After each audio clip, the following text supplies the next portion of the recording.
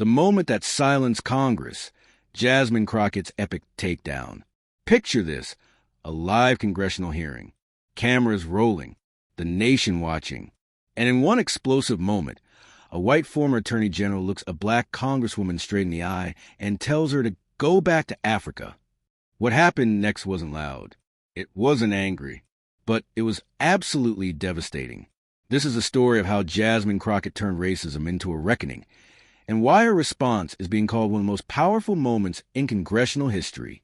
The setup: Washington, D.C., Wednesday morning. Hearing room 4A was packed wall to wall. This wasn't just any congressional session.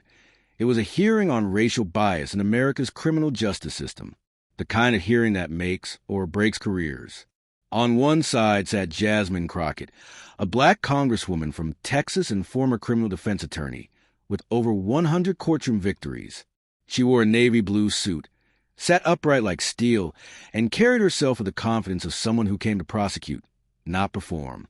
Across from her sat Bondi, former Attorney General of Florida, blonde, composed, exuding courtroom confidence. Her career was built on tough on crime policies that civil rights groups had criticized for creating racial disparities in prosecutions. This wasn't just a meeting between two officials. This was a collision between two visions of America: reform versus tradition, accountability versus order, justice versus power. The insult that shocked the nation. The hearing began normally. Jasmine cleared her throat and started her opening statement. Good morning, Mr. Chairman. Today, I stand not as an adversary, but as a witness to a pattern we've all seen and too few have named. She never got a finish. Bondi leaned forward, her voice smooth and loaded with contempt. Maybe instead of trying to teach America how to do justice, you should go back to Africa and study your own roots first. The silence was instant and chilling. Not shock silence, strategic, calculated, terrifying silence. A heartbeat passed. Then another. Someone whispered a curse under their breath. The weight of those words hung in the air like a suffocating fog. But here's what happened next that no one expected. Jasmine didn't flinch. She didn't recoil. She didn't raise her voice. She remained perfectly still, the kind of stillness that signals not confusion, but control. Her eyes lifted slowly and settled on Bondi, calm and precise. There was no fire in them, but something far more dangerous. Focus. Then came her voice, measured, cool, and devastating. I'm sorry. What did you just say? It wasn't a request. It was a reckoning. The response that changed everything. When Bondi repeated her racist comment, this time louder, clearer. For every microphone and camera in America, Jasmine did something that silenced the room. She stood up, slowly, deliberately, and she began to speak with a voice that carried centuries of pain and generations of strength. I was born in Texas, she said. My father served in the United States military. He wore the uniform, followed orders, risked his life for this country. My mother was a nurse who never asked what her patients believed or what color they were. She paused, letting that settle. Then her voice grew stronger. But my story doesn't start with them. It starts with people who never got to tell theirs. My ancestors didn't book a flight here. They were chained, shackled, torn from their homes, dragged across the Atlantic like cargo. They were sold, branded, forced into labor on stolen land. The room was dead silent now. Every eye fixed on her. And somehow, after everything, they still believed in something better. They fought, they built, they gave birth to people like me. People who still believe in this country, even when it forgets us. She turned her gaze directly to Bondi, her voice steady as stone. You want me to go back to Africa? Let me tell you something. I was here before you were born. My family's blood was in this soil, before your family ever signed a mortgage. We were here before your laws let us vote, before your schools let us learn, before your sidewalks had our names carved into history. But Jasmine wasn't done. What she did next was a moment that turned this from a personal attack into a national awakening. The document that destroyed everything. Jasmine reached under her desk and pulled out a thick folder.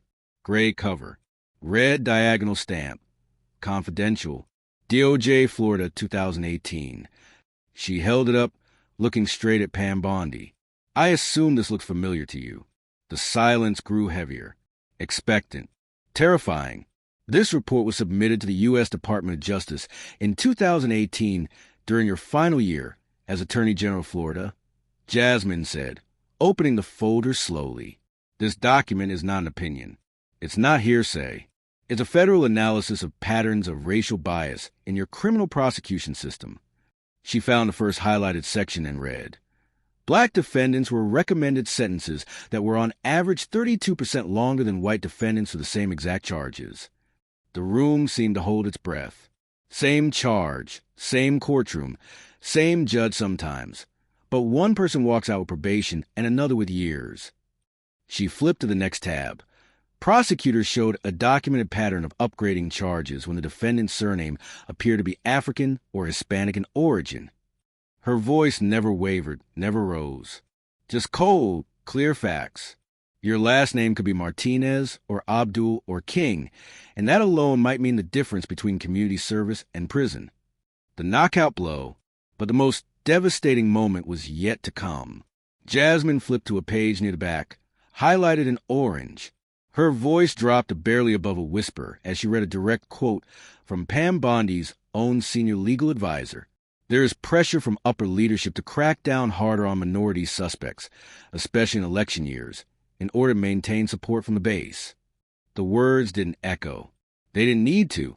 They hung there like a death sentence to any credibility Pam Bondi had left. Jasmine closed the folder slowly. The motion was gentle, not a slam, just final. She looked directly at the woman who had moments ago told her to go back to Africa. You told me I should go back to Africa, she said, her voice stripped of all emotion except truth. Maybe you should go back and read the documents from the country you helped run. The room belonged to Jasmine now. Complete, total silence. No one could deny what they'd just heard. No one could spin it away. The aftermath that shook America. Within hours, the video was everywhere. 3 million views in 6 hours. 10 million by day's end. It wasn't just going viral.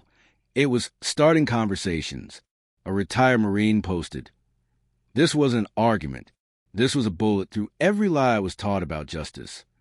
A university professor tweeted, "Teaching this in class tomorrow. This is what courage looks like."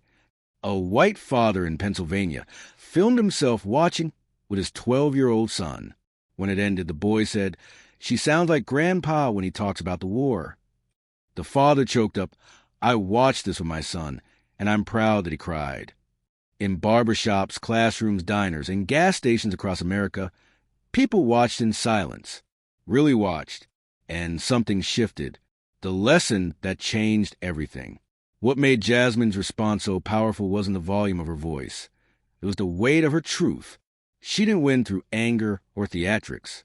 She won through facts, dignity, and an unshakable belief that justice demands honesty, even when it's uncomfortable. She reminded us that the people most denied by the system often carry the deepest faith in its promise and the greatest courage to hold it accountable. But here's the real question. What do we do with this moment? Because watching isn't enough. Sharing isn't enough. We have to live differently, speak differently, vote differently. We have to tell the truth, especially when it hurts, especially when it indicts us. Jasmine didn't just expose one person's racism. She exposed the system. She didn't just offend herself. She defended every person who's ever been told they don't belong in the rooms where decisions are made. Your turn. Injustice doesn't end in hearings. It ends in classrooms, courtrooms, and living rooms. It ends when someone reads a racist policy and doesn't look away. When someone hears a cruel joke and doesn't laugh it off. When someone gets up and says, "That's not who we are." You don't have to run for office to dismantle injustice, but you do have to show up. In your city council meetings, in your child's curriculum, in the places where laws are made and enforced. Demand transparency. Demand accountability. Demand that sentencing data isn't hidden behind bureaucracy, but laid bare like Jasmine did. You saw how one folder silenced a room of lawmakers.